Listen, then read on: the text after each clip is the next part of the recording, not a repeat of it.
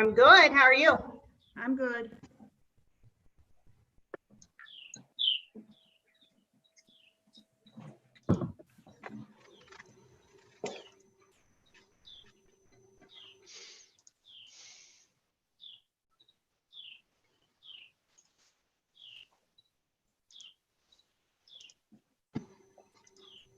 And there's a picture of the governor sporting our tie. It looks good. Nice. I've lost audio if anybody else has. We I hear can hear you. you, Joel. I hear you, Joel. I hear you, Joel. I hear you as well. I do too. Okay. I'll have to figure that. Michael, I just saw your chat to me. I'll have to figure this out here. Get rid of these.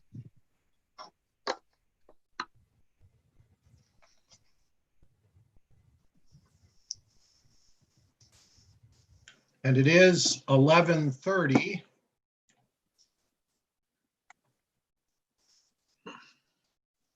And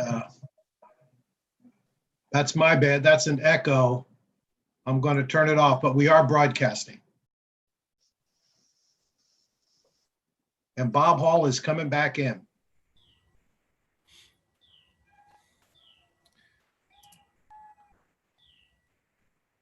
Okay.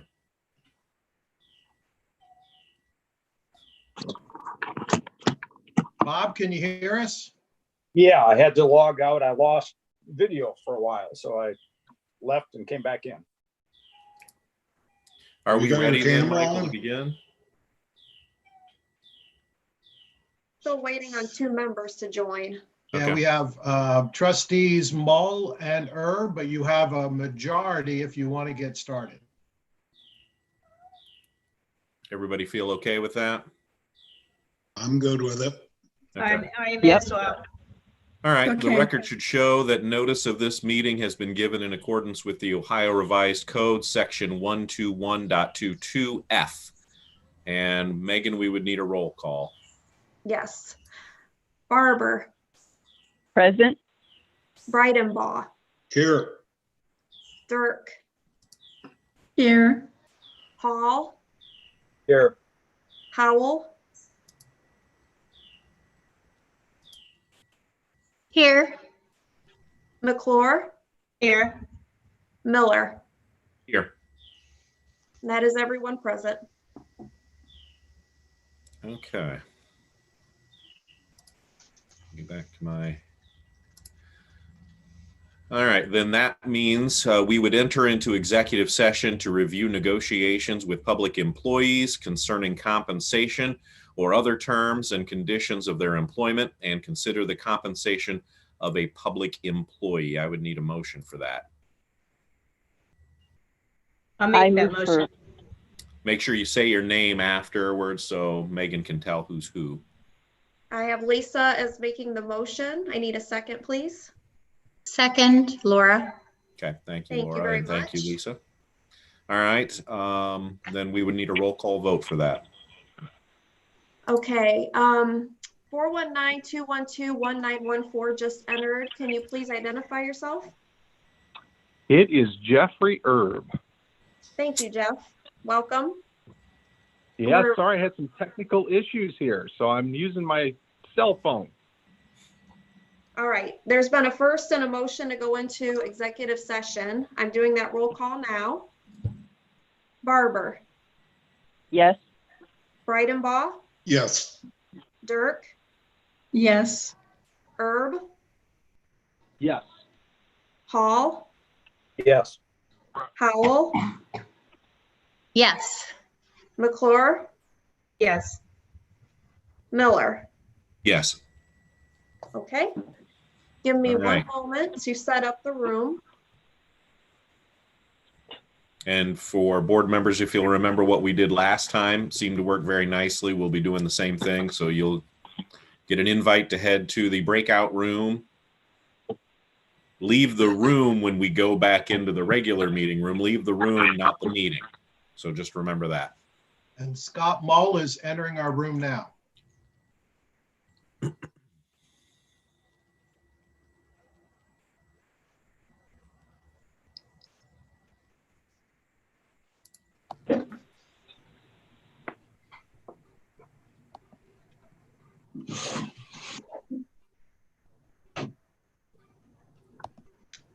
Megan, do you have Scott?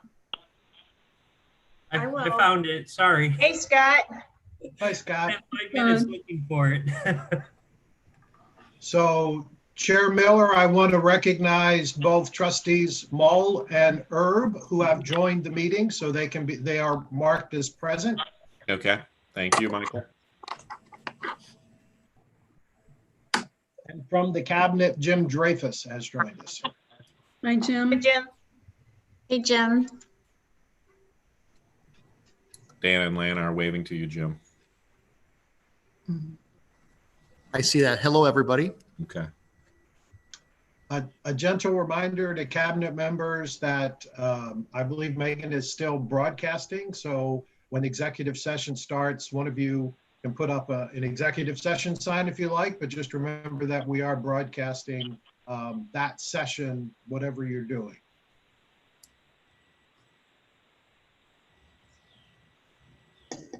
Okay. You should receive an invite shortly. See y'all. Join, correct? Yes.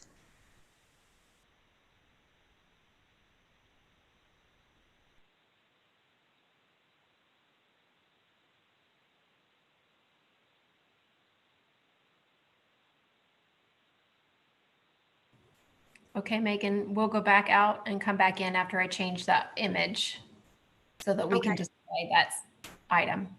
Okay. And Sandy had joined twice, so I added her once, so I'm not sure. She's still connected one way, but Yeah, I'm still here. I don't know how I did that, but I think that's pretty nice. Twice. so are you in the breakout room or no? Well, I see sent- all of you. I sent you an invite to join the breakout room, so you should be with the other trustees. Yeah, I am. I Okay. joined it. Mhm. Okay.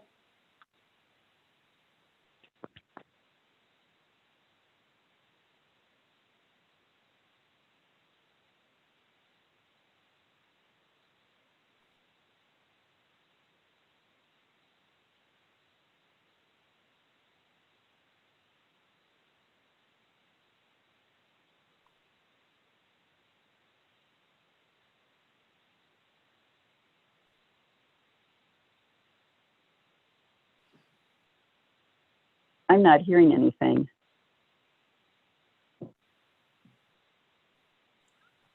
Megan, you might have to send both in. Okay. I'm not Yeah. hearing anything. Okay. Let me. There. I'm gonna send you in now. You should get something, Sandy. There she goes. Okay.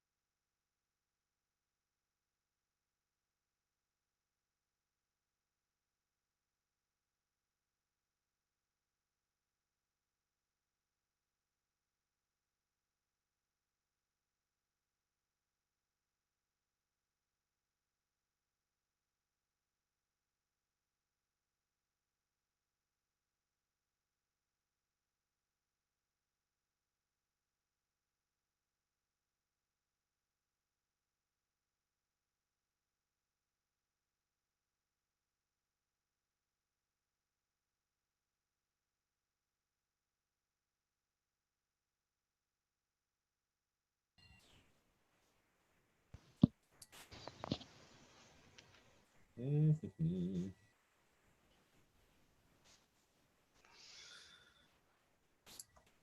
Megan. Will either you or Todd make me a co-host so I can go back in?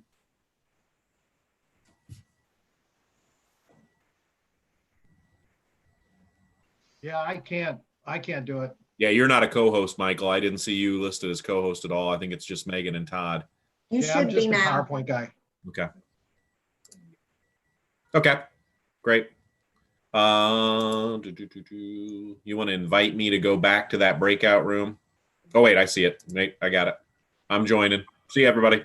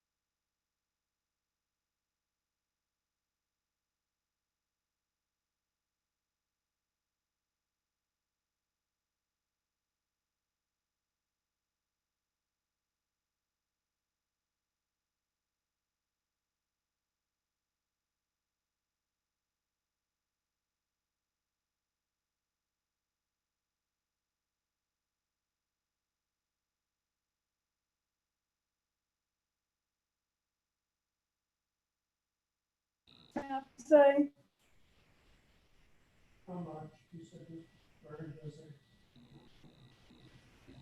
Hey, Jeff, I see you now. There I am. I had some technological Hey. problems. You always have some technological problems, don't you? How I are you? do. There you are. Oh my screen's doing wacky things. Lots of people joining us. That's just really slick going in and out of the room like that. There's no like weird time warp or anything to get through.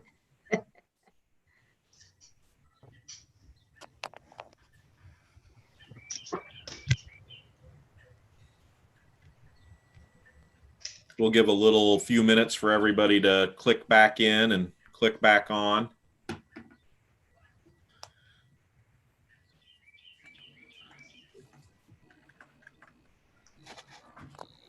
Megan, I'm looking at you because I sent you a text.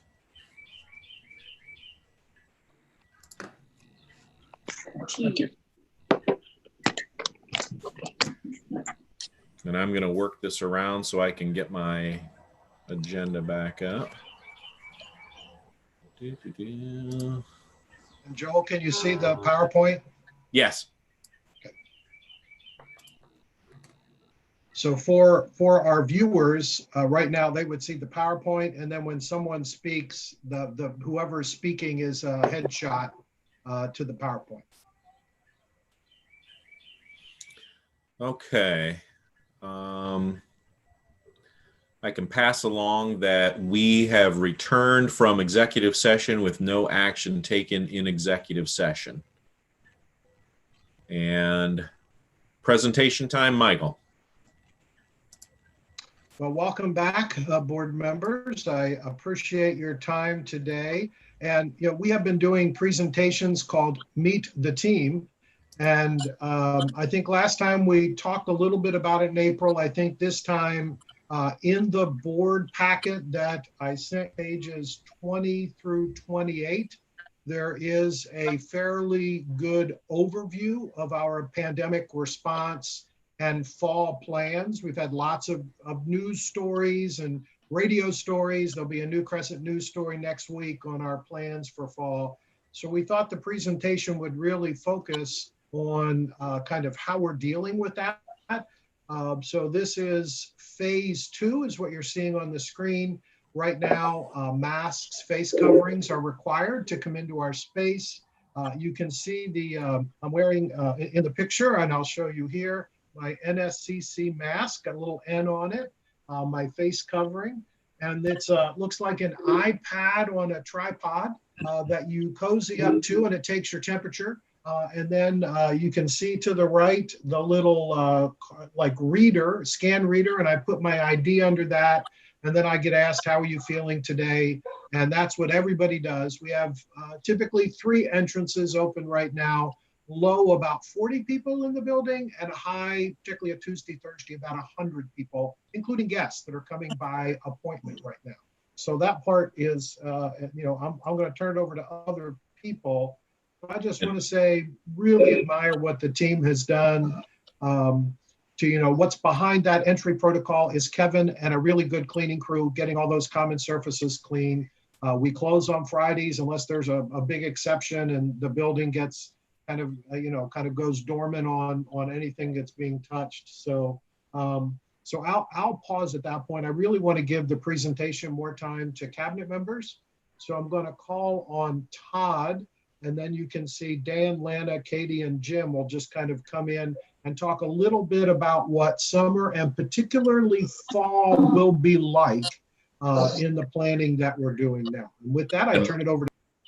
And before we do that, Michael, I can jump in really quick just to let everybody know I went through that process yesterday. I was the guest on a couple of students' podcasts, and I had to come into the building for the first time since everything got closed up. So that little iPad thing is slicker than slick. It was pretty neat. It took about a second and a half for it to read my temperature, and Chief was there to ask me the questions and everything. It was an easy process and not intrusive in any way. it was slick. I felt really good about it. So sorry to interrupt there, Michael. Thank you. I appreciate that. Again, want to honor our time today. We had looked at a more industrial version of that machine that's currently Campbell's Soup is pioneering. Felt a little almost too much. It's more for like bringing hundreds of people in, and the team found this version. All of this is coming through those partner phone calls, CAO, CFO, presidents, Henry County Health Partners. We all kind of gather the best info, and this was a product we found from those conversations. So thank you. So I'll talk a little bit about the transition from our normal operations to, through the emergency operations into the remote operations. Mid-March, when all of this hit, I was actually in Mexico. So the team kind of all came together while I was trying to figure out whether or not I was going to be allowed home. But Michael and the team at that time decided that we needed to expand our cabinet. So we have a core cabinet that you're kind of looking at here, but then we have additional team members that meet with us on a regular basis. Initially, we're meeting 4 days a week, every afternoon from 1 to about 2:30. And that additional team includes IT, it includes facilities, and includes security. And the whole idea of bringing everybody together like that was just the ability to make quick decisions. Typically, when the cabinet meets, we have some conversations, many strategic conversations, but then also tactical conversations. And when we have those tactical conversations, it's another conversation with the leaders in IT or security or facilities to actually get anything done. By bringing them to the table, we were able to react to the rapidly changing information that we were getting that was coming out about the pandemic. It's worked extraordinarily well. We did that 4 days a week for, I'll say, the first 3 to 4 weeks, at which point we were able to back that down to 3 days a week. And the larger group would meet 2 days a week, and the core cabinet would meet just 1 day a week. And the core cabinet focuses on strategic items, like what is our focus going to be for the next year, building our strategic goals, building the strategic plan out. And then on Monday and Tuesday, we would talk about the tactical things, and that iPad device kind of birthed out of those tactical conversations.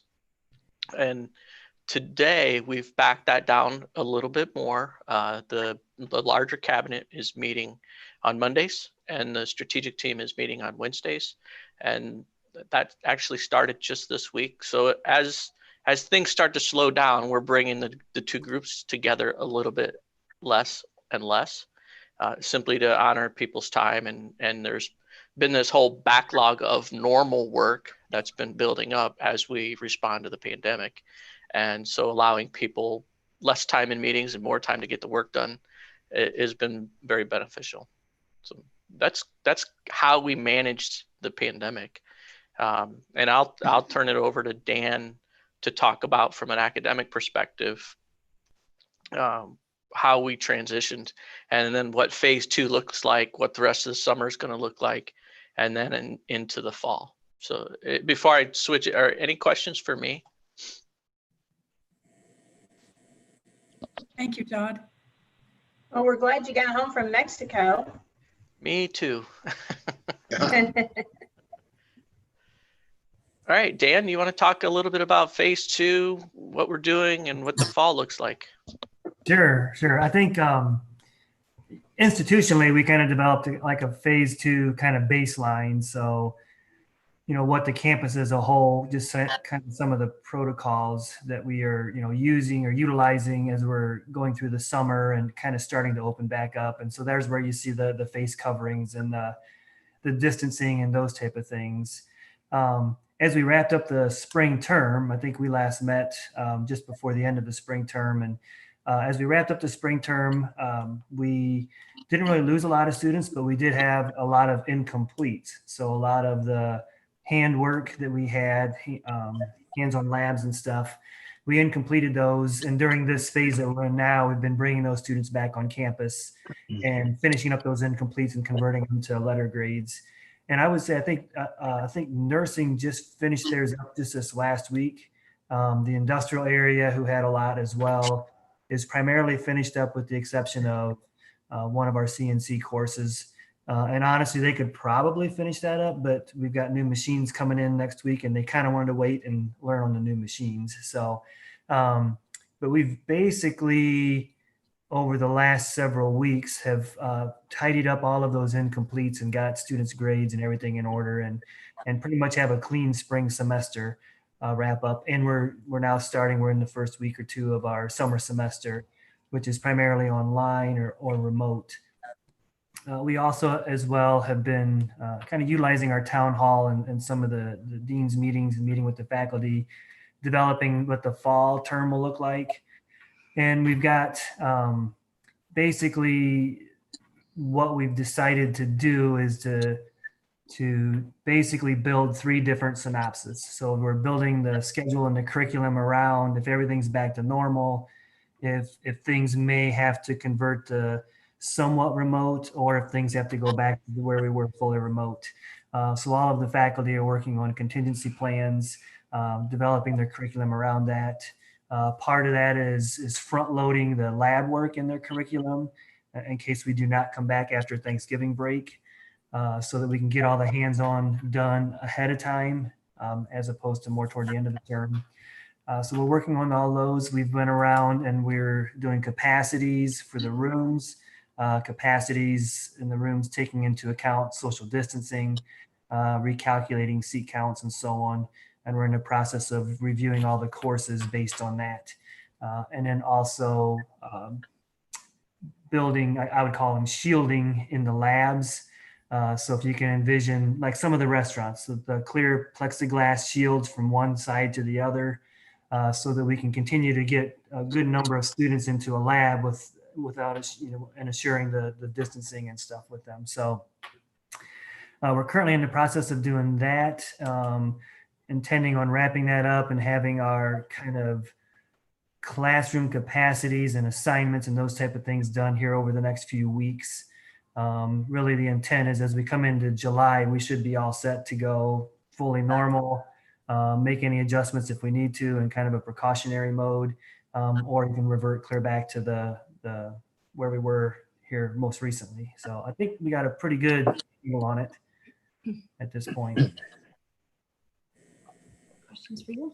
Any, does that all make sense? Any questions on that?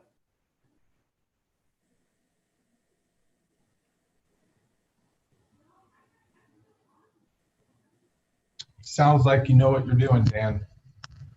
We got I had to find a way to unmute myself. So I think our big, the big thing with the faculty and really all of the staff employees there is we're super comfortable with it. We kind of got this, and we want to assure students and the public that we're comfortable, everything is good. And so for, if one of the questions we get from students is like, I don't know if it's safe to come back, or I'm not sure. We're fully confident to respond to that, saying we've got it covered. It doesn't matter what direction we go or what happens going forward, it'll be fine. And I think we're very well prepared to make those statements and can back them up. I can say I feel really good about it, and that's thanks to staff and administration for it. I commend you guys, and I've heard that from many different places, all the hard work that you've been doing. So it's greatly appreciated. Appreciate it. Yeah, absolutely.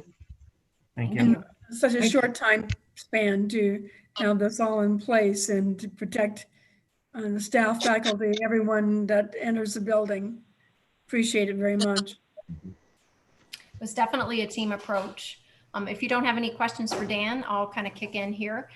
So from a learner services perspective, we did shift fully to remote. We only had kind of 2 minor interruptions to services, and that was we delayed the start of tutoring until the 30th, which was just 1 week after our learners had come back after the 2 spring break weeks. And then we had pushed registration back. Those were the only service interruptions that we had experienced. We didn't experience any adverse effects from our learners, so we're very pleased with that. We have also, as Dan had mentioned about a month ago, I'd asked one of our folks to work with Dan and our physical plant personnel to look at capacities, both in the academic classrooms as well as in the office spaces, just so that we could see what kind of remediation do we need to put in place as we prepare for learners to come back and our employees to come back into their office spaces. So we have some contingency plans in place. So if we have a larger group who wants to come in and be advised, the advisor may relocate to a larger office to maintain the physical distancing requirements. The teams have been talking about how we'll function when we're back to normal, as well as protecting any kind of vulnerable employees who may need to continue to work from home. So we're working through those plans. Everyone's eager to get back on campus, and we're planning some activities and events that would be in person, but we'll be able to shift to remote if we need to.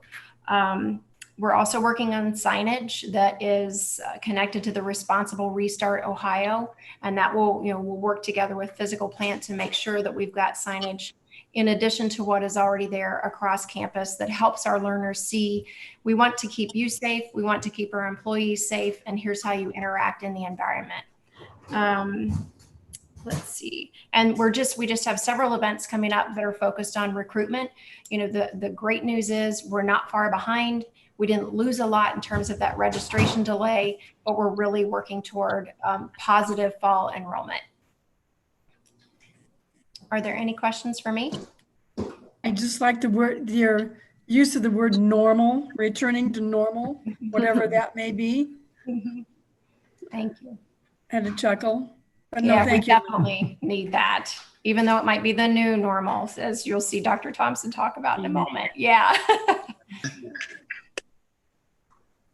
Any other thoughts for Dan or Lana or Todd? I believe it would be Katie. And then I did want Jim to talk a little bit about training in particular. Katie will talk about culture and Jim will talk about training. Okay. Well, during this time, it's really important, as we focused on our students, that we also focus on our people, and in the culture that we've developed, that we continue that momentum. And we've developed a phrase, people-centered leadership, and we've certainly shown it during this time period. Things like, normal pay for normal work, which meant a lot to our folks, and I think it'll pay dividends in the future. But the things that we've tried to do, and I'm so proud of the team that this didn't all come from HR. The faculty-led town halls, how critical that was to the continued communication. Mike Jacobs from Student Services sending up the meditation and the yoga. He set it up for students, but invited the employees to attend, and that's been well received. HR has been doing virtual lunches, and that's been a lot of fun. And so we're trying to do things to keep us connected, even though we're not on campus every day. But the message that HR has been trying to send out is, if you can work from home, because that's the most safe manner right now. But as we start to come back on campus, if you need special accommodations made for you, reach out to us so that we make sure you feel safe when you're on campus. And so we're ready for that. We want our employees to feel safe. We want our students to feel safe. But we've changed the way we do some things. Zoom interviews. I never thought I'd see a day where I would hire somebody I never met in person. And we've done that. And it's working. But we've also put a lot of emphasis lately on our employee assistance program. I try to bring that up a couple of times a year. I think I've probably mentioned that a dozen times in the last 8 weeks. And so I think there's a lot of stress that folks have right now. And so we keep emphasizing to reach out to our employee assistance program, if you feel that that'd be beneficial. So things are going well so far, and we look forward to the fall. Any questions I might answer?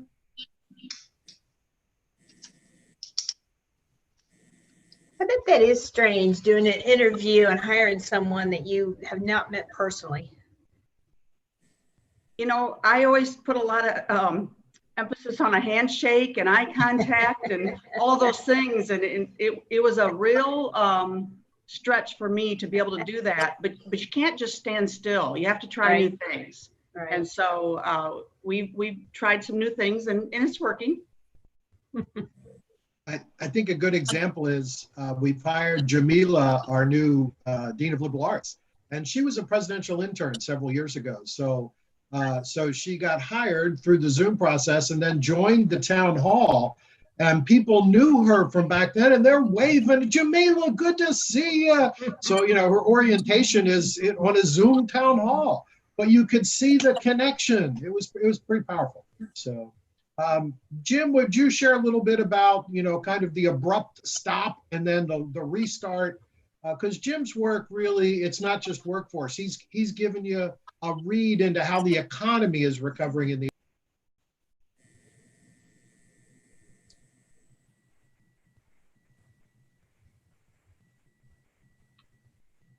My internet says unstable. Can you hear me?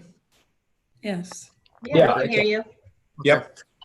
Dr. Mike, thank you for the introduction. You went quiet for a minute there. I wasn't too sure, but you know, although the open enrollment contract training classes stopped very abruptly, we continue to work with our pre-apprentice, apprentice, and high school skilled trades planning. That continued. I was really encouraged by that because as we couldn't go out and people couldn't come here, the planning continued. So when it opens up, we'd be prepared. We kind of talk how our team is doing, and my group, the CTS team, meets 3 times a week via the Zoom conference calls, and this is time very well spent. We talked about what's happened to the state, opinions of things, direction, client calls, and general thoughts, and really got to call out HR for keeping the campus joined. It was been tough, the separation, but between the Zoom calls and Katie doing events, that's really helped out a great deal. As they said before, it's been a good connection. When I look at some of the things we did in the summer, I know in one of my reports, we finished an MSSC class at Bryan High School, and we had to proctor the test using computers and hotspots in the parking lot with these high school students. And we finished the class and completed it. That was good. Lincoln View High School, we actually set up a fall class down there for MSSC for skilled trades training down in that school, and that was very good. And there's a lot of moving parts to a CCP class at a high school for college credit, especially with skilled trades, and that went very well. Very good school district trying to help their students there that might not have a college plan, but they're trying to give them some skills to go in the workplace. So the big pivot for us was probably digging a little bit more into online training providers. We have companies like Ed2Go, Learn, Tooling U, companies like that. I've been working with Ryan Hamilton to even hybrid our hybrid classes, moving some Tooling U content. And then our hands-on portion would be almost more like workshop style. So moving in the fall, we're going to serve our apprentices even better than we have before, in my opinion. And once again, we train first, second, third shift. We train on odd times, and people start and stop very quickly. As you can see, I'm kind of on the campus today. We just started a class for ABC True Fast from Williams County out here on industrial electricity this week. Next week, Solder Wood will have a PLC class. We're doing on-site welding class at Corteva, Pioneer Seeds, and McClure, and a young, or I'll say youth apprentice program at Job and Family Services in Wasion. We're in about the 3rd week of that one. So after Memorial Day, I was very encouraged because I could see things really open up. And Tech Cred kind of kicked in again too. Tech Cred was the state funding program for reimbursement. And Tori Atkinson has kind of become the local area expert on the paperwork and the process. It's not cumbersome. It's not difficult like some processes are, but there's just some nuances to the program. And we do have the freedom to combine classes and lump things together with the state has been very good to work with on that. So that's starting to take off, and that's been very good. So I can see things warming up for us pretty quick. In my world, the manufacturing clients drop me very quick, but they'll pick me up right away too. They're demanding. I talked to Dr. Thompson yesterday. I just had to laugh because ABC, they changed the time. My class is 7 in the morning till noon today, and they added 2 students yesterday as well. So that's kind of my world. It's pretty quick and fast, and things change pretty quick. So that's what I see in my world. And that's a window into more of the V style recovery instead of U. I think that's what we're seeing in the industry in the area. And I commend Jim because they went from lots of plans to kind of crickets on the phone and now starting to pick back up again. This summer, we'll see youth camps. If you've seen them, we've got a whole collection of youth camps using appropriate distancing, and that has been far more coordinated. So I'll throw it, I always give the heads up on the Zoom call. So I'll throw it to Todd here in a second, but we're also doing a blood drive. Robin is working on how can we do the safety lunches that we normally do, the Black Swamp. So come August, I think we might see the like the Alzheimer's walk. Won't look quite the same, but still plan to do it. But that's when we see more of the event kind of opening up. Fall will be pretty well face to face, and in the packet, you see Dan has the chart with the three colors, you know, green and amber, and you know, kind of going. Every high school that I talk to, and you know, the health partners, and that includes Defiance and Henry County that I've been in, they all have the same table with the same chart, with the same green is all good, amber is a little bit something happened, and the next one is, oh my gosh, we have to shutter again. And so I think we're all together doing the same types of best practices so that we can pivot if we have to in the fall. But I would you know, close my part by saying on the day the governor wore our tie, he also immediately pointed to a map of the state where Northwest Ohio had an R0 of 0.64, which is almost dissipation of you know, far better than Cincinnati, which is seeing a spike. So I think we will still be steadfast on safety, but I think we're really blessed to be in an area that is doing quite well. Not one nursing home has had an outbreak. Stryker got through its, CCNO got through its world. So we really are sitting in a good spot. I would like to conclude by giving it back to Todd and any final comments, and maybe your thought on the enrollment projections that are kind of the heart of the budget that we'll do later. Yeah, can you allow me to share my screen? I have an enrollment report that I can share to the group. As far as closing thoughts, I mean, I want to build a little bit on what Katie said. You know, people-centered leadership. We've really been working hard on that. But I'll also say employee empowerment is something that we've worked on a lot over the summer, expanding that. Can you guys hear me? Yeah. Okay. I was laughing at Joel's cat that just went across the screen. Yeah. Oh, okay. Interference, Todd. Gotcha. I got Zoom bombed, and I have no idea what I was saying. Oh yeah, employee empowerment. When we switched to this new model, or the larger cabinet, we really encouraged all of our directors to make decisions and just let us know what the decisions that they've made, and we supported them and supported their decision making, and just that allowed us to react quickly. Again, during this whole pandemic, it's really been reacting to the changing information. And part of that, Dr. Thompson and I, we've been tag teaming all of the cabinet discussions and all of the decisions. Like, he'll lead a cabinet meeting, I'll lead the next cabinet meeting. And the teams really express their appreciation that they have, you know, if they do need to come to someone for a decision, they know they can reach out either to Michael or myself, get an answer, and know that they'll be fully supported. So that's been very helpful during this process as well. So I will share my screen now.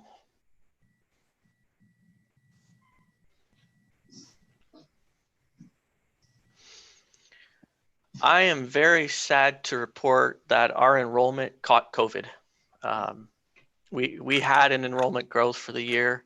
So we're looking at 2019 to 2020. I think during the last report that I had given to the board, we were still ahead of last year's enrollment by a fractional amount. We ended up, the agency is really where it kind of hit us as a surprise. Throughout the entire summer or spring term, they felt that they were going to be able to get all of their coursework in. And then just in the last couple of weeks of the spring term, they pulled the plug on 69 FTE. So, but if you look at the 87.5 that we lost and we were down by 46, you can see that there was at one time there was a pretty significant growth. So that's our year-to-year enrollment and what happened. our summer enrollment, so you can see we've actually been able to increase our enrollment from last year. And I actually expect this number to go up by another 15 or 20 FTE.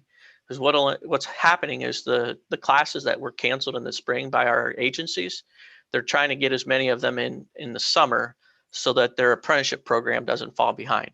So there's certain classes in this sequence they have to take in order to keep their apprenticeship moving on their path. So I expect this number to go up another 15 to 20 FTE. So our year-over-year enrollment in the summer will actually be a pretty good growth. And I'll say that we're already at our goal for summer. So when we have the conversation regarding the budget, we're already at our goal or above our goal for what we thought we would get for next year's enrollment during the summer term. And looking at the fall, we're tracking a little bit behind last year at this time. A couple of thoughts there. We did announce our scholarships later this year than we do normally. Normally they're announced before enrollment opens or registration opens. This year, because of COVID, we canceled the ceremony and we ended up doing an e-ceremony later on, and feel like we'll start to pick up more of those. The individuals, now that they know what their scholarship funding is, they can register for classes. But Lena already mentioned we delayed registration by a week for the fall term, just for us to get some things in place. So we're tracking behind about 30 FTE, but we're starting to gain on that. Even a week ago, we were behind last year's fall by about 35. So we're starting to close that gap. And then I did a full year projection for you here, just to kind of let you know what our thinking is. Our summer goal for total, including the agency, is 111 FTE. Again, I'm projecting higher enrollments because we know many of the classes that were canceled in the spring will be moved into the summer term. And we have a stretch goal of 140. For the fall, we're a conservative approach here. Some colleges are estimating as much as a 20% decline. Some are estimating a 20% increase.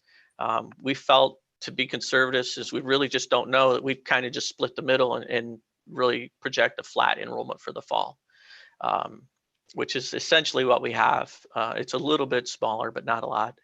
And then we do have a stretch goal for the team of 1,020 FTE. Some ways that we might get there is we've got some classes scheduled at Vantage Career Center, some liberal arts classes. And we're also doing the College Credit Plus at Lincoln View. Jim mentioned the MSSC that's occurring there this fall. So that's how we landed with this stretch goal. And then the spring, we're projecting that things are going to be back to normal.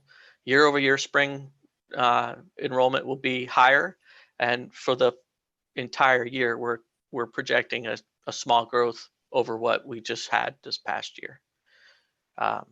With that, I'll have Lana talk, and then if you have any questions on how we project enrollments or why we feel a certain way, I'll answer those after she speaks. But I want her to speak to some of the specific things that the team is doing really to go out there and earn fall enrollments. So Lana, if you want to jump in.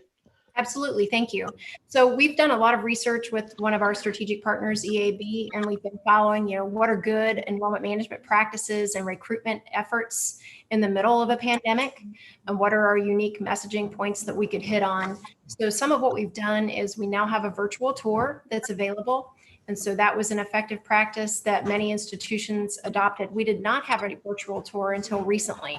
We're finding that that's what a lot of juniors and seniors are looking at as they search for colleges. And so we wanted that available. We also are focusing on bachelor's bound and kind of focusing on the upskill message. So while you're potentially out of work, you have an opportunity to choose Northwest to upskill. Next week, we have a virtual recruiting event that is also followed by express advising and registration. So admissions and the advising team are working very closely together to really increase the applications and increase the yield to registration. We're also working through a call campaign where we're going to try to encourage all of our new students and continuing students to get in sooner in our remote settings so that we kind of spread out the traffic and hopefully generate even more. And then we hope to have an event in August that is, of course, COVID-19 compliant, that really celebrates the beginning of the fall and the opportunity to study at Northwest. So that ends our presentation. Frankly, the great bulk of the president's report as well. So any questions from board members? Any questions from anyone? If not, we have no audience participation from what I understand. And I'm working with my full screening here to be able to look back at my agenda. Okay, here we are. And so would you like me then, Michael, do you want the floor for your Chief Executive Officer report? I do. It's just very brief. Again, it's in your packet. We've been doing videos every second or third week. So the latest video link there, the ACCT article on trust for you, as well as there's a COVI article and some related materials that the cabinet had a retreat on. That's, people-centered leadership and trust has been kind of the foundation of our ability to do things. You saw the pandemic response. We also laid out the college goals that are built upon the strategic plan, adding a financial goal because we really need to continue that transparency, not just to you, but to the faculty and staff. It looks to me, and the latest numbers are fiscal year 20 will land positively. We're about 145,000 to the good right now as of, I think, Tuesday's budget numbers that we ran. So just on this year's budget, and we hope to be clean by the end of the year. So May financials were just loaded, I think, last night or the night before to keep you up to date. And then I put my goals in, and again, any feedback you have on either the college goals or my goals, feel free to email or call. We'll talk them through, and then I will present those, the gold champions, the goals, and then I'll present my goals at the July retreat, and we'll get those finalized so everybody knows where everybody is. And so that's all I need. I mean, I gave it out in advance and happy to take questions. Mostly we wanted the board, two things. We wanted the board to be comfortable with our pandemic plans and where we're headed for fall. And the second is we just want to make sure we're updating you enough that you don't feel left behind, because the cabinet is making quick decisions all the time. And we just want to feel the board out. Are you happy with how much we're communicating with you? And if you need any more, are pretty happy with what we got. And with that, I'll close. Feedback from board members on what Michael's asking there. How do you feel about the setup for the return, how things have been handled? I can start off by saying, and I think I've said it before, that I'm very pleased with, and as I said, I went through the process the other day or yesterday, very pleased with it. And a lot of it will depend on making people feel comfortable about returning. And it's that customer-centered approach that I think we've really taken and embraced. And I feel like we're doing a great job with this, and, beg, borrowing, and stealing from others that are doing things, but also leading at the same time as people beg, borrow, and steal from us. So that's my perspective alone. Yeah, I feel quite well informed all the time, and Megan does a great job of let me know what I need to know. Anyone else with any comments? Let Cabinet and Dr. Thompson know. And again, as Dr. Thompson said, if there is anything that ever comes up, feel free to, hit him up or Megan and arrange something so you can have a Zoom or on phone or whatever it may be. They really want to hear from us. So please take advantage of that if you feel you need to. Okay. Anything else, Michael, on that end of things?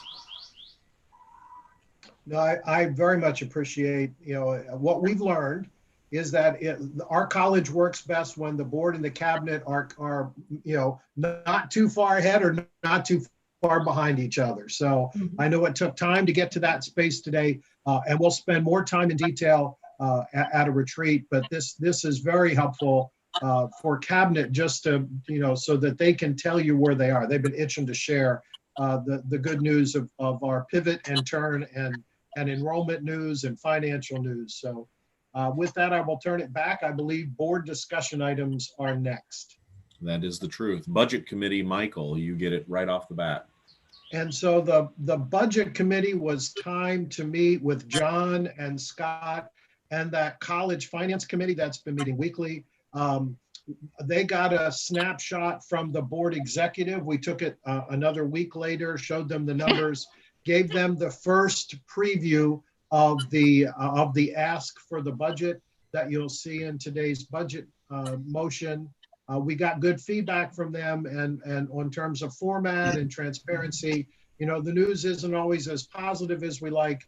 It's also uncertain, but I think we feel pretty confident that we're taking a step forward in transparency, being able to put a table together on revenues and expenditures, a single spreadsheet that shows you all the columns of where we are. So with that, I'll pause and see if trustees Breidenbach or Mull want to contribute anything else the budget committee wants to add.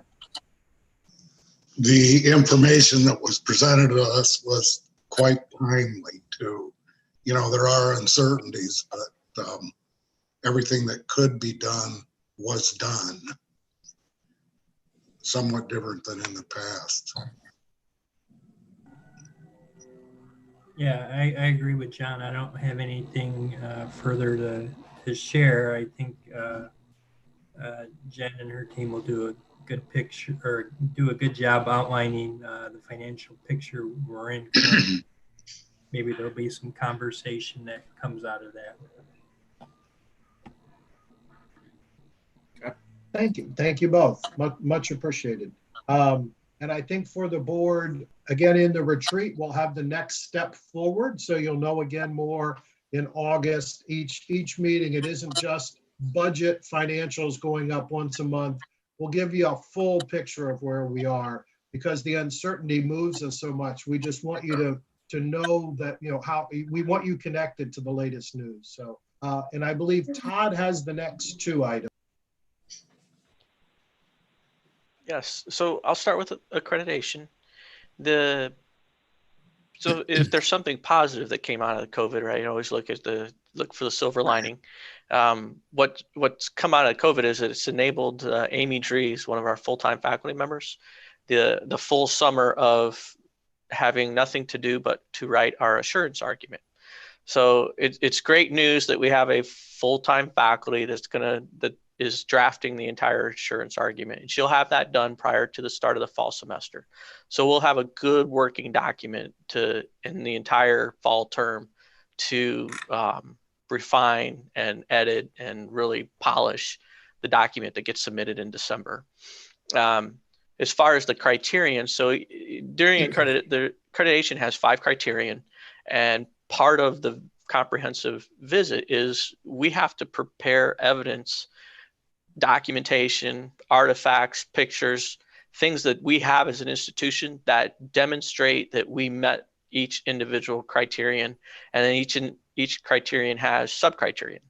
So we've had teams working on that since last year, and our consultant, what she's been able to do is take a look at every single criterion and every sub-criterion and match it to the evidence that we've gathered and collected. And she's come up with a gap analysis for every single criterion point on we've got good evidence for this one. This evidence could be a little bit stronger, and you guys aren't even addressing this one whatsoever. So she's given us a full map of everything that we have to polish as far as the evidence goes. And that's really the second big piece. So we've got the paper, the assurance argument that we have full-time faculty working on now. And then we have the criterion teams that are collecting that evidence. The other update that I'll give is that our consultant accepted a full-time position with another institution. So she's let us know that she won't be able to continue to support us in this venture. We do have a number of other individuals that we've identified we'll reach out to continue to help provide that support, give us a read on the comprehensive assurance argument document, and then also continue to monitor our gap analysis. And then Dr. Thompson is also looking at some of the ways that he's going to spend his time this fall. And I don't know, Dr. Thompson, do you want to talk a little bit about that? You know, the fall term and maybe supporting the accreditation process a bit. Yeah, in part of our, since March, I think Todd and I, as he's mentioned, the tag team, we both shift to spaces where we have our skills and abilities.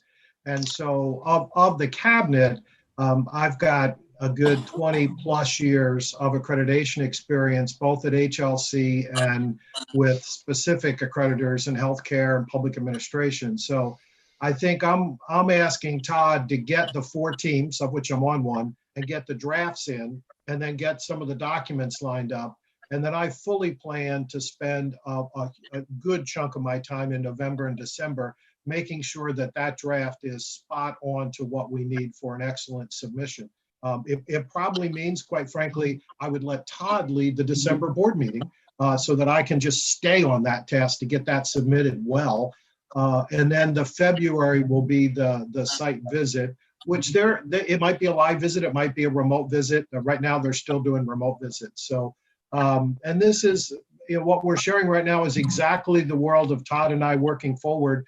Who's got the expertise where does the college need it? How do we get to the next step? So I think that's part of giving feedback on my goals, this whole notion of us kind of working together to make sure the right thing gets done at the right time. Anyone have any questions on the accreditation, where we are and how we're going to get a slam dunk come February? 10 years? That's the goal. Good. Absolutely. Sounds like we've got a good plan established. Okay, I'll jump right into the Toledo campus. There really hasn't been a whole lot of movement. The University of Toledo is still set on having us leave that building by June 30th. Kevin's team, facilities, Dave Conover, they're all working hard. We'll be able to be out by June 30th. Conversations with the Andersons are continuing. I still feel very good about the partnership with them. They're moving a little more slowly because of the pandemic, so we don't have signatures in place, but all the conversations are very positive, and we're looking forward to it. They're looking forward to it. So we'll have, so the equipment we are pulling out of the Toledo campus we'll have in storage until we finalize things with the Andersons and have a facility there. But that was my question, Todd. Mm-hmm. Any other questions for Todd on Scott Park or on accreditation? Okay. Todd? Yes. Do you have any idea of a time frame when this will be up and running with Anderson's? I know you said they're moving slower than we would prefer. Do you have any time frame at all? I do. I mean, our last conversations, we wanted to meet the July 1 date. Just how long it takes to review a contract at this point, I don't see we'll have something firm in place by July 1st. But we talked about a phased approach. So initially, we would just do a tenant landlord kind of agreement just to get an agreement in place. So, and that'll be a short 6 to 12 month kind of term. But that's an easy step, right? They've got a building, we can be a tenant, we'll sign it, we'll get in. The longer conversation, and I don't want to say more difficult because I don't think it'll be difficult, it just takes time, is really truly building that strategic partnership. What role will the Andersons play? What role will we play? How are we going to help them with their skilled trades throughout the United States? Because that's part of the conversation as well. We want to have that agreement in place before the end of the shorter term landlord-tenant agreement. Certainly this calendar year, we'll have the tenant-landlord agreement in place. And I would hope by next calendar year, we'll have that bigger conversation and bigger partnership in place. Todd, is the thought that there will be consideration for us providing some services in exchange for a reduction in what would be a typical monthly lease cost? Yeah, the conversation is wide open. On the one end, we've talked about paying $1 per year for rent, and giving them a discounted rate on training of their employees. All the way to let's build a joint 501c3 and operate a training center together as a profit center. So the conversation is very wide open. They're open to any scenario, and we just need to have time to talk through what we feel will be most beneficial for both sides. The only, I guess, where we are is we want to make sure that we're able to support all companies in the community. So we don't want to be an Anderson's only focused. That doesn't really meet our mission of improving communities, and they're open to that as well. So it could be anything from we pay $1 in rent and give them a discount to we form some sort of legal entity together and operate it. Todd, this is Sue. Mm-hmm. Do you have, are we still in the Cherry's Street Mission operation? Yes, and that's part of why this dissolution of our partnership with the University of Toledo isn't real impactful. There's very little training happening at the training center. We're in the community, we're in Cherry Street Mission, we're at Goodwill, we're at Lucas County Job and Family Services, we're at YMCA Harbor, we're at Lyft. So we're actually out in the community holding classes in the community and not necessarily in the training center. So we still have a good footprint in Lucas County without that building. It sounds like we're going out to our clients rather than them coming to us at a stationary building. That's true, and it's really a function of who we're serving. It's turned into somewhat of a social justice operation. The students that we're educating, the learners there, have transportation challenges. They have food insecurity. So us actually going to their space, and I've used the term curb to career. We take an individual that doesn't have anything, and you put them through a short-term call center training, and in 8 to 10 short weeks, they've got a living wage and support behind them. So we're really filling a need that no other institution is filling in Lucas County. Does that lend itself to potential future students?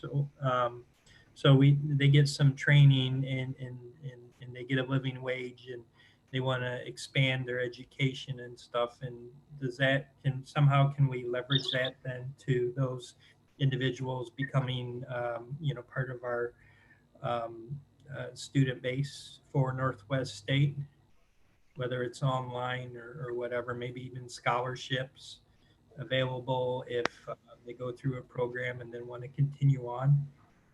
Is there any discussion on anything like that? Absolutely, and we're actually seeing it come to fruition already. So I'll speak anecdotally. These percentages they're going to be plus or minus 5 or 10%, but I'll take the MSSC program specifically. So what we're learning with this population that we're serving with the MSSC courses, about a third of them enroll in the program and then just disappear. We never hear from them again. Don't know what happened. LISC won't even hear from them, or Goodwill.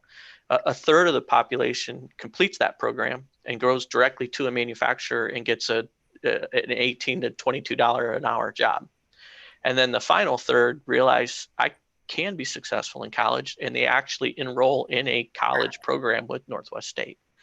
So, and the partnerships that we're building, the programs we're building, we're making it so that they are stackable. You know, go complete an MSSC, get into the IAM program, look at a 1-year certificate in industrial maintenance, and then go and get an industrial degree. And we're looking at, when we put programs together, we're looking at those pathways. But yeah, the success breeds success. Once students realize I can be a college student, I can complete this program, they get that confidence to enroll into another program. And I see Lana shaking her head there. She's pretty excited about those opportunities, I think. But Todd, I'm hearing you say they need the encouragement, they need the attention, the guidance that we're able to give them to help them build that confidence, so that they know that it is a doable goal for them to achieve something more than their lives. And I feel are giving them that encouragement and the attention to guide, and the guidance is beneficial to, it's a win-win situation for everyone. Yeah, I would love to see us celebrate some of those success stories, especially with those type of individuals that maybe is a little bit different than some of our traditional students, you know, at the main campus, especially with all the social issues and everything going on in the shift in societal views of different things. I think we could really leverage that and have something kind of special to celebrate some of those successes, and get that word out to really our entire, you know, 5-county district, that, you know, all the great stuff we're doing well beyond just the traditional community college thing that most people think of. I will take the time to say that it's not just Northwest State. We're partnering with entities, right? So you talk about the wraparound services and the encouragement. You know, that's why we partner with Cherry Street Mission. We provide the educational and the learning experience, and they provide the life experience and the coaching and the case management. And you know, Cherry Street Mission, LISC, Harbor, YMCA, the Defiance Dream Center, and we've got so many of those partnerships where they do what they're good at, and that's encouraging and helping, you know, life skills, and we do what we're good at, educating and teaching. Those partnerships have been critical for us the last, I'll say, even 2 to 3 years. Where does Job and Family Service fit into this picture? So we had a presentation about a year ago from the Job and Family Services Director, and at that time they had mentioned that we plan an expansion from 6 counties to 12, and I can report that that expansion is complete. Part of your consent agenda item is the approval of hiring 2 JFS Workforce Opportunity Training Coordinators. Those are 2 full-time positions that are fully funded by the Job and Family Services partnership, and they will be out in those. We split the counties essentially in half, and they basically have a region and a territory that they're working with, and really excited to get those 2 gentlemen on board. We had great finds there.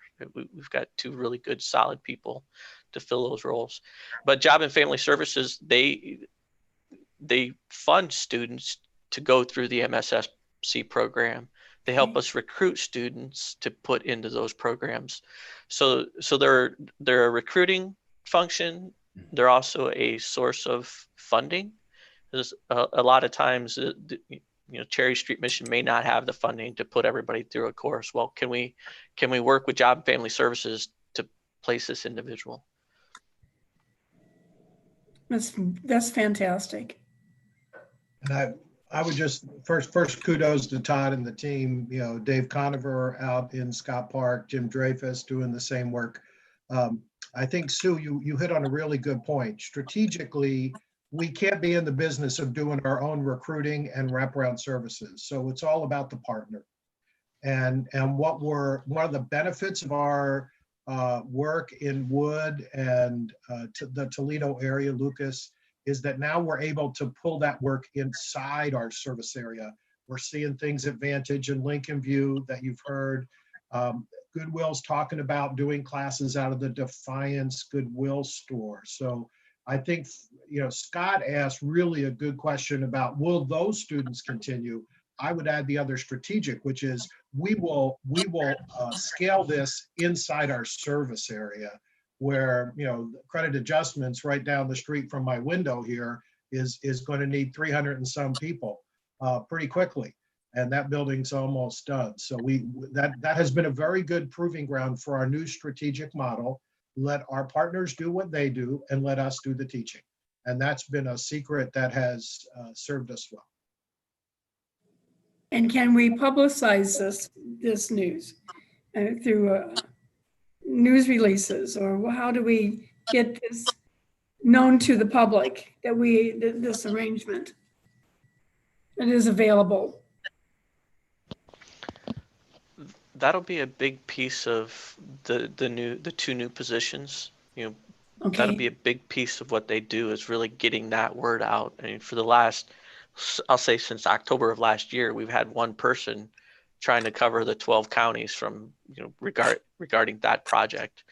Now we've got 3, so we'll better be able to manage and have the resources to tell our story and do more of the PR and the recruiting.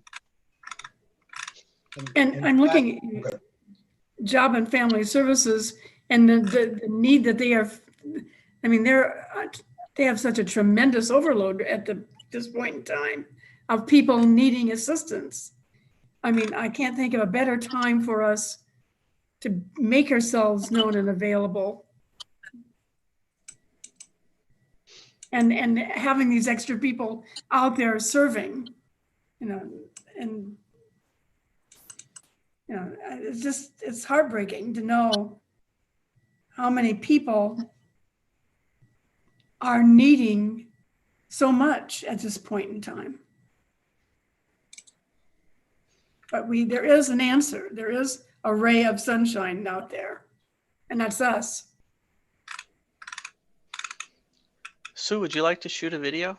We could record No. you. That was a great message. No. No. I will say that was well said, Sue. I will say, our Cherry Street graduations have been in the Toledo digital news on TV pretty regularly. When we did the Defiance Dream Center graduation, Lou Cook was here from the governor's office. Defiance County, the mayor came. So when we do have those, particularly social justice kind of training activities, we've gotten good coverage. So I do think that you're right. The door will be open for us to kind of herald those successes more.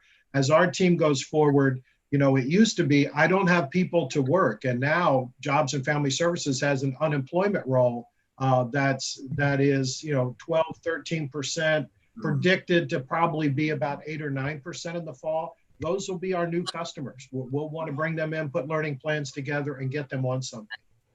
It's a win-win.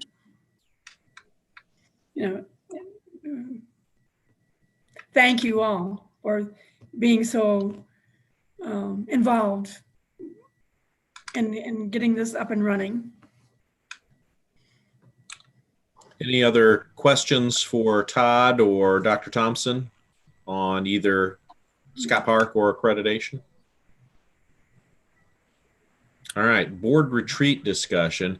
Dr. Thompson, I'd share with you that we've had some discussion too about probably, if we can, holding our, whether it's on July 13th or a little later, holding it with a number of us being able to be live to make it easier to hold some of these discussions at the retreat. And I don't know, what that does to the July 13th date, but that's something I think we wanted to discuss as a group. Okay. And I appreciate that. I think we have it scheduled on the 13th. We can certainly move that. We're right at that point. I think the August meeting for sure. We're right at that point where we're seeing more of a hybrid meeting where some people are in the room and some people are Zooming in. Right. you know, I talked to Doug at ProMedica yesterday. They're about a month away from being able to, they're just about to change their visitor policy and open up those downstairs spaces. So we're right on the cusp of being able to do that. So we'll be happy to work with you, work with the board on how to do that. I think is my screen sharing the board retreat agenda right now? No, just No. the date. No. Yeah, just back to the agenda. So I have to stop share, I think. And then, ooh, I don't want to leave. I got to figure that part out. But yeah, we screen share. Let's see what I can do. There it is. No press release. Where did it go? It disappeared. Yeah, board retreat. There. All right. So now do you see a board retreat agenda? Yes. Yes. Okay. And so we'll be happy to move it or change it. Basically in the morning, a professional development session that does a little bit more of the detail on the Title IX changes. So there was a smaller handout in your packet this year or this meeting, and Liz is ready to do that. And then we'll go through the basics of the institution and where we are in a little, so you can get into a little more detail. And then we'll present the goals, and the goal champions will present kind of where they are, take a break. And then in the afternoon, we're looking to what strategic issues you want us to share, like the board discussion items today. And then we can do an exec session where we make sure the goals and the plans for next year for myself and the other executives are set. So that's our general format. We can change that as you like. We just wanted to give you a quick overview today and say, well, you know, if there's something specific you want handled, some topic or idea, and are you happy particularly with the professional development piece, the Title IX due process and some of the other things that are out there. So we were just looking for feedback from you, and we'll work from that feedback. Let's talk format on that. Does everybody feel comfortable with that format? That is sort of the past format that we've used that has worked well, I think, but you know, with different times, maybe it's time for a different format. Any thoughts from anybody on format wise?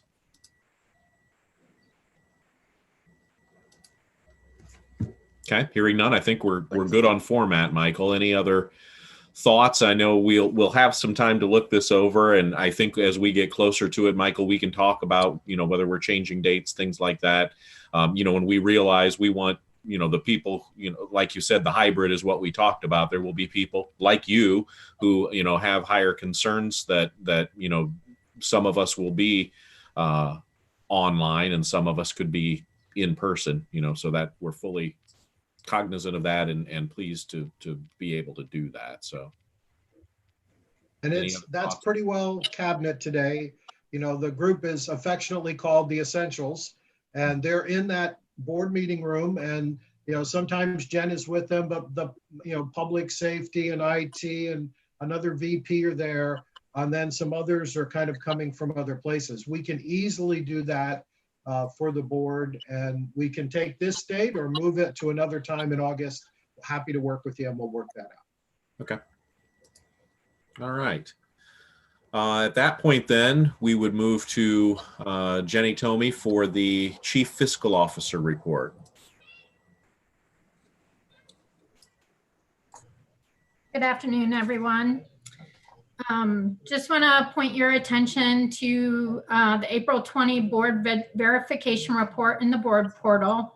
If you've already had a chance to look over that, it is as of April 2020. We have 2 more months left to go. And as Dr. Thompson noted, we just recently, and I believe it was yesterday, just finished the May numbers.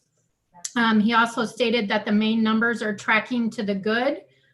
So we are continuing to, as we're opening back up, revenue is increasing in some areas, specifically business and industry.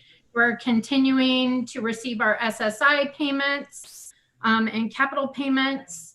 And then we're continuing to work down our expenses, slow down capital items, things that are not necessary, as we don't have students on campus right now. So we are trending to the positive. So when you have a chance, the May numbers will be out there for your information as well.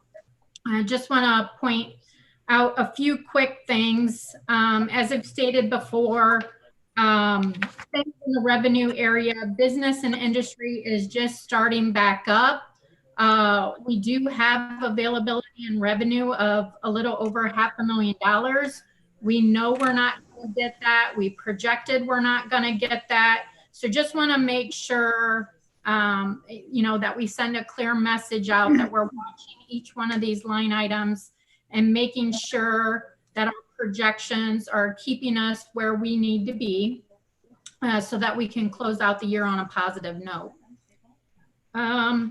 Foundation support, that's one of the things that we'll be addressing here in the next week.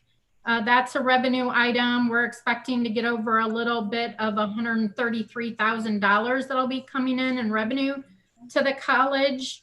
And then we're still continuing to receive our SSI subsidy. However, the last quarter, just to remind you, was at a 15% reduction. So we won't be getting our full budget on that, but around $770,000 payments for May and June. So as you can see on the screen right now, we've kind of highlighted those areas. This shows the fiscal year 20 projections. We're expecting about 23.9 million to come in. So as we continue to monitor the situation, we'll update that information for you. On the expense side of it, we're of course we're not on campus as much. Utilities have decreased. We're getting our rebate in. The calculations are coming in for final audits and reviews. We're going through those processes right now. We're slowing down capital expenditures, like I stated. However, we do have, things that are COVID responsible items increasing, janitorial supplies, cleaning supplies, things like getting the camera in place to be able to take your temperature. These are things that we know when we're tracking. So we have a good tracking system going on for that. And with the revenue losses that we expected and the current expenses going on, that is tracking at about $1.1 million, but that also includes us continuing to be able to pay wages. So I think we got a pretty good handle on what's going on there. And as you can see, this was our projected fiscal year 20 numbers, where we were showing that we were a little lopsided at the point. We did this work a couple of months ago. As April closed and May closed, the gap has closed, and we're actually coming in on the positive side now. So we'll continue through that process, and just want to make sure that you guys are up to date, that we're working hard on making sure all of that happens, so that we can end the year on a good note. This concludes my report. Chair Miller, my report requires consent from the board. So we would need a vote on this, and since it is a consent item, I would just need a voice vote on that. So all those in favor, well, I need a motion first to pass it, excuse me, a motion and a second for that, correct, or no, since it's consent? Motion. What's that? No motion. No motion, that's right, it's consent. Thank you, Megan. So I would need a voice vote on that. All those in favor of the financial report, aye. Aye. Aye. Opposed, same sign. That report carries. Thank you. Next then would be the full consent agenda, and I would ask if anybody had any items that they felt should be pulled out of the consent agenda for discussion.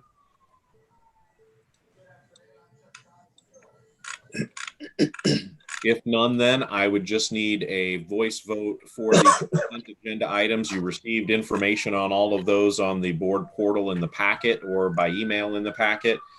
So I would need a voice vote. All those in favor of the. And Yes. I'd like to read through those if I could, please. Oh, yes, you do need to do that. I'm in a hurry, Megan. Go ahead. I'll be quick.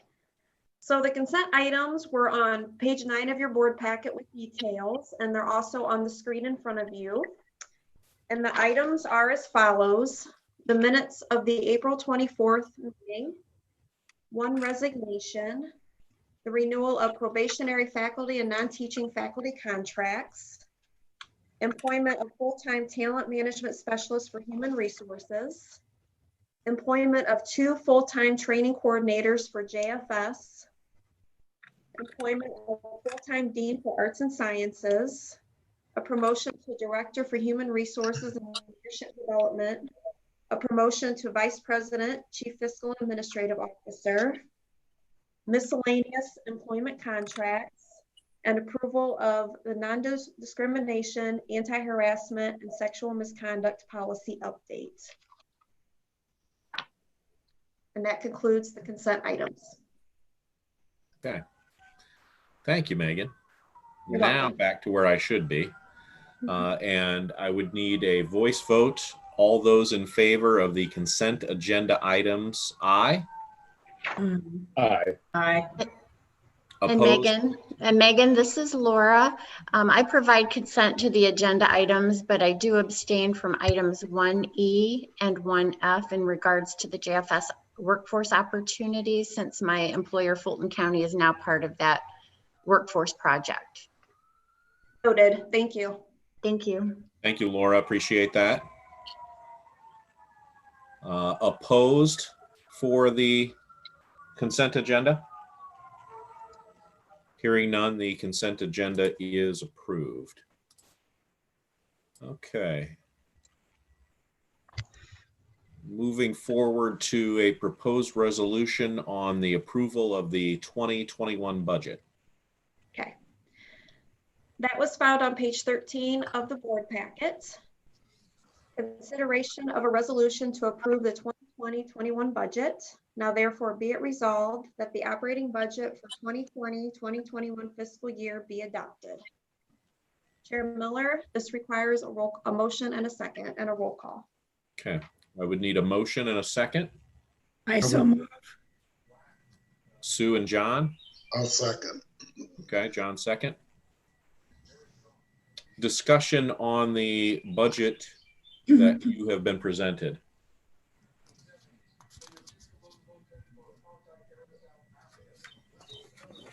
Hearing no discussion, then we would need a roll call vote, Megan. Barber.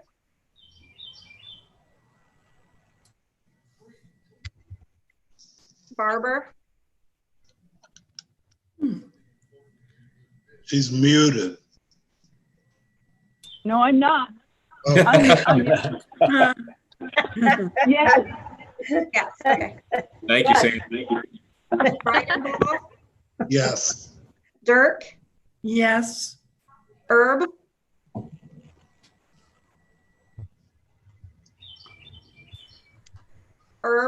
Yeah, I'm unmuting him. Yes. Go ahead. There he is. Paul, Yes. Howell, Yes. McClure, Yes. Mall, Yes. Miller. Yes. Thank you. Okay, We have one final resolution. It's consideration of a resolution to approve the deferred compensation for the president. Now therefore be it resolved that President Thompson received $10,000 contribution towards his deferred compensation in the current contribution year as a result of his FY 2019-2020 evaluation by the Board of Trustees. Okay, I would need a motion and a second for that resolution. I'll make that motion. Lisa? A second? I said, Is that Bob? yeah, one of us was Bob.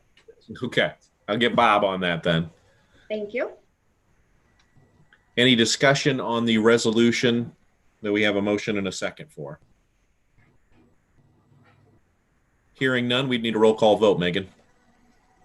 Breidenbaugh, Yes. Dirk, Yes.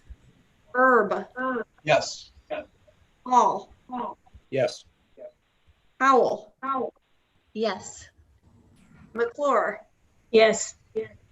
Ball, Yes. Barber, Yes. Miller. Yes. Thank you. I feel like I'm Lou Gehrig.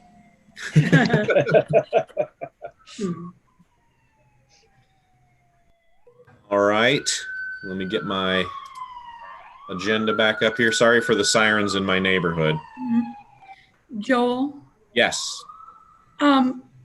since this may be Bob's last meeting, I'd just like to thank him for his service and appreciate all of his input, value his opinion.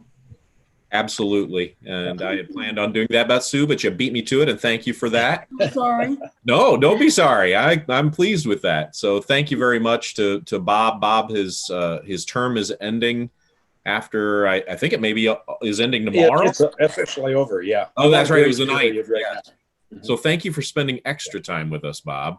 And I know Thank you.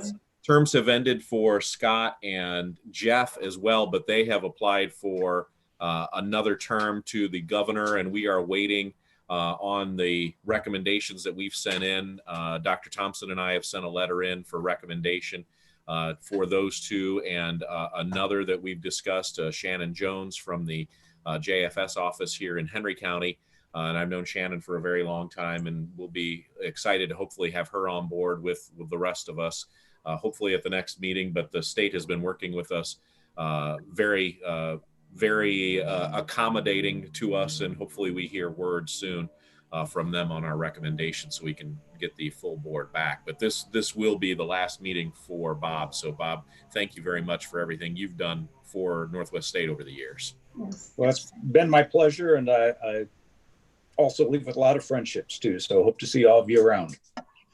Absolutely. Bob, it's been a pleasure working with you. I'm glad I got to know you. Thank you. Thank you. I'm going to miss you, Bob. You're a gentleman, and someday I aspire to be half the man you are. Keep trying, Jeff.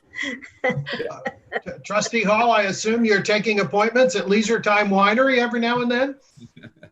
Or I have product to move right here at during this whole shutdown. I've had nothing to do but brew and vent, and but leisure time is also on my agenda.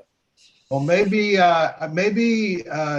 Chair Miller can weave that into our retreat experience, because you have 60 days. Yeah. So you would be eligible to, maybe we could weave in some of that work.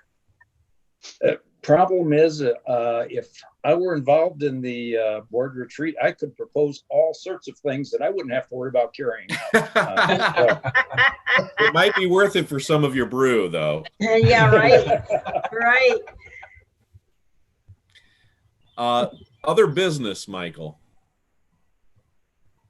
As you can see, we have our financial disclosures that are due. I know I did mine a little bit. If you remember, we were going to have an OACC trustees conference. I think it was like the 10th and 11th of June. They paused it, said they'd move it to the fall, but then they announced a next Thursday's president's call is the trustees conference meeting. So that'll be June 25th. So if John can join that, I would appreciate it. If not, you cannot? I cannot. It couldn't be more perfectly timed on a medical thing that I've got scheduled. So it's in Lima too. I can't even do it in the car. So do we have an alternate? I believe Sue is our normally named alternate. If that's possible, this board could nominate somebody to be at that. They're going to do the normal, it's a formal meeting where they just report out the budget and what's happening. Sue, would you be available to attend that call? I'm sorry, I was kicked out. What was the statement, please? John cannot attend the trustees meeting, which would be the 25th of June. And so we're looking for an alternate. That'd be the state trustees. Would you be available to be on that call? Is it going to be a Zoom meeting? Zoom meeting, 11 o'clock, June 25th. Megan, is that correct? Yes. That is correct. I'll be right back. Okay. Okay. And I think I got your email this morning, Megan, and I looked at that and said, that date sounds familiar. Well, what time is it? Couldn't believe it. Well, it was really short notice, so I think they understand that. So again, we've talked about the retreat, and that board member update was kudos to Bob. So I think that's all we had, Chair Miller, on our end. Okay, we'll wait a second for Sue to come back and see if she can do that, to see if we need to take action to appoint her as an alternate. How long will it last? I'm assuming it would last 1 hour and no more. Okay, I can do it. Okay. Would we need to appoint her as the alternate then, Michael? I think I'm already the alternate. Okay, that's what I was wondering. So I'll send you details for that after this Thank meeting. you. You're welcome. Okay. Thank you. Then with no other items on the agenda, we are officially adjourned. And thanks to everybody for coming into the meeting again today. I think all the work behind the scenes to get this technology up and running are paying off and working pretty well. But again, if there's anything you need, contact Dr. Thompson or myself or Todd, and we'll get taken care of what needs to happen. Thank you, guys. Have a good afternoon. Thanks, everybody. Thank you. Enjoy yourselves. Sorry we didn't go longer, Lisa. You can pretend to be in the meeting longer if you need to, Yeah, Lisa. I'm gonna close my garage door and not let anybody know that I'm home. There you go. I very much appreciate everyone's time. See ya. Bye. Bye. Bye.